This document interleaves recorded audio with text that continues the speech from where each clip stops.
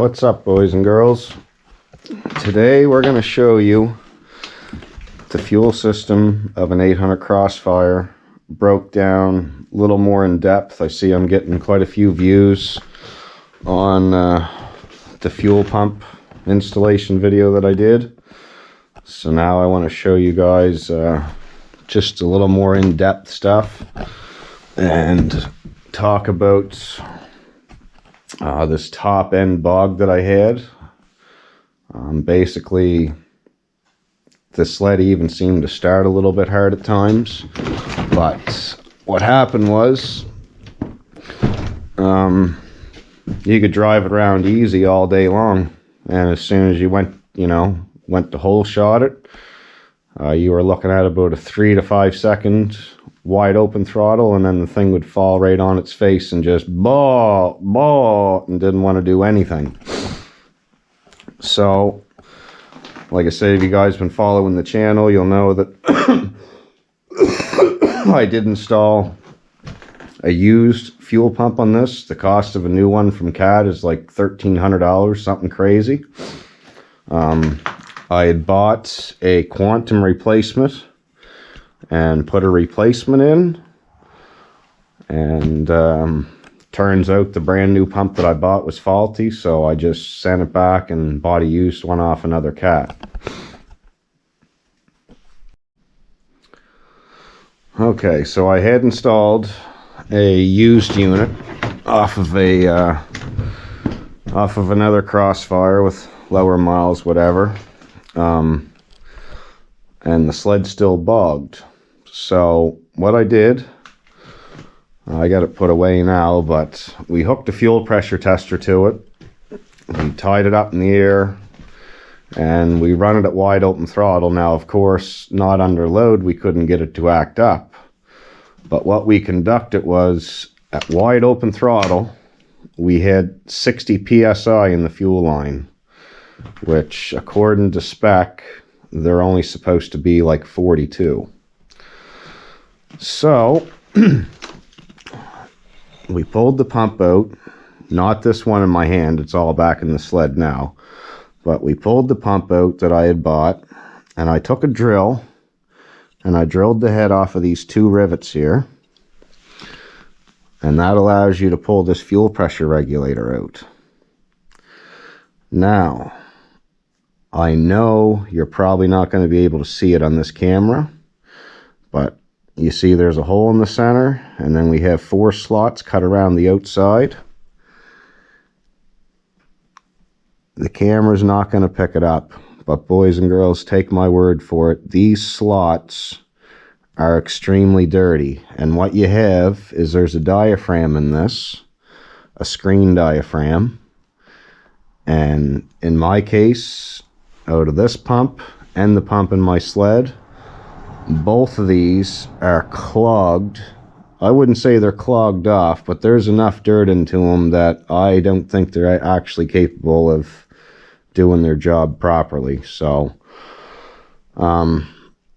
if you try to clean these out, I recommend like a toothpick, something very soft, because you don't want to poke this diaphragm inside, and you don't want to be very abrasive when you're rubbing it. What I did was I put this in some stuff and I let it soak overnight, and then I got it out, I blew it out with the air compressor, and then the few pieces that was left inside of it, I just kind of took not a Q-tip, but a toothpick, used the dull edge of it, and I just kind of rubbed the screen. I didn't actually like poke or push, I just kind of rubbed it across it, and I got the one in the sled cleaned out pretty darn good.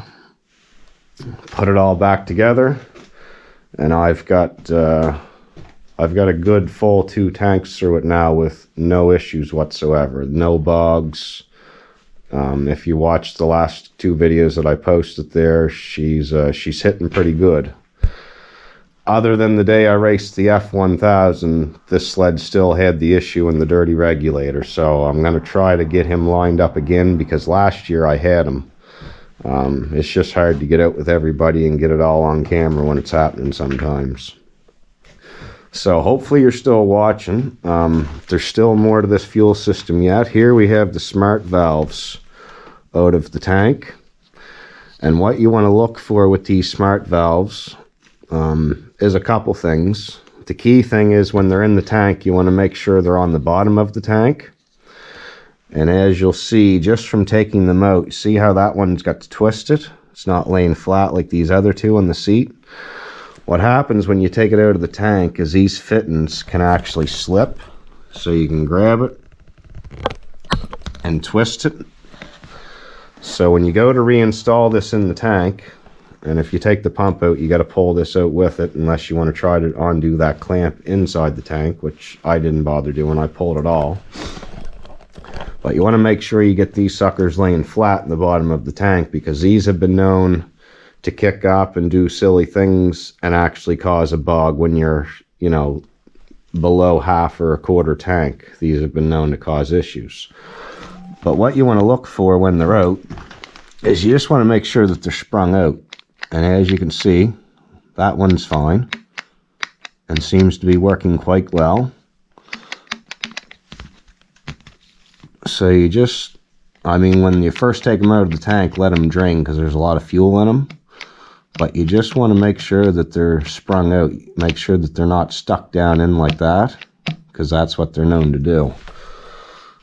And apparently on the newer models, they upgraded the spring or something in these, but myself personally, I'm in a small town and there's quite a few Crossfires, and haven't seen these be an issue yet. So, but that's just how you check them and inspect them. And like I said, even after changing a pump, if you just buy a pump, I've actually got a new regulator coming in the mail because I still don't trust the one in the sled, but it's hard to find these as an aftermarket part. I've got one off Amazon coming that I'm praying is going to be the proper one, but you cannot buy this piece from Arctic Cat. You have to buy the whole unit for $1,300 if you want this piece, which is absolutely absurd. So, if you're still having bogging issues, I'm just going to point out a few things. If you're new to these sleds, what to look for. The first thing, and the major thing, throttle adjustment. Make sure that your safety switch is working properly, that the throttle is not too tight. That'll cause you issues. The second thing I always check is come down here on your power valve motor and just stick your finger on the cables and see what you have for tension. If there's no tension or if there's a lot of slack, you can easily adjust it right here on these adjusters. And even if it's not throwing a code or whatever, you want to keep those dialed in because they're your whole top end power in these engines. Other than that, fuel and those are your biggest things. If you think you have wiring issues, you can unplug the ignition, you can unplug the everything in the handlebars. The sled will still run fine. So I did read an article where a guy had a short in his heater and it was causing the sled to act up. So again, the easy way to test that is just unplug it and take it out and run it. Hardly ever does a plug fail in these engines. They're an anti-fouling plug from factory, so if you buy one, you put new plugs into it, safe to say you should be able to run that for at least 2 seasons, no troubles. And if you want to look back and check out my older video, I put the voice and rage cages in my sled, but these are known to bust the pedals off the reeds, and that'll cause a top end bog. Usually, actually, mostly the reeds will cause you bottom end issues, but not really a whole great bunch that'll shut you down on the top end. If it's a constant, if you can't get it to open up at all, not even once in a while, then I'd recommend testing your stator. But that's just the obvious stuff. I mean, compression tests. If you have a scope camera, you can take the intake off your airbox and you can shove a scope camera in. You can inspect your reeds and you can pull your exhaust off. You can shove it in through your exhaust, and you can check your pistons, see what kind of condition they're in. Same as if you go down through your plug holes, you can check the top sides. So just some helpful tips for you guys if you never worked on one before and you try to do things yourself. Just make sure when you take it apart, you put it back together the way you found it.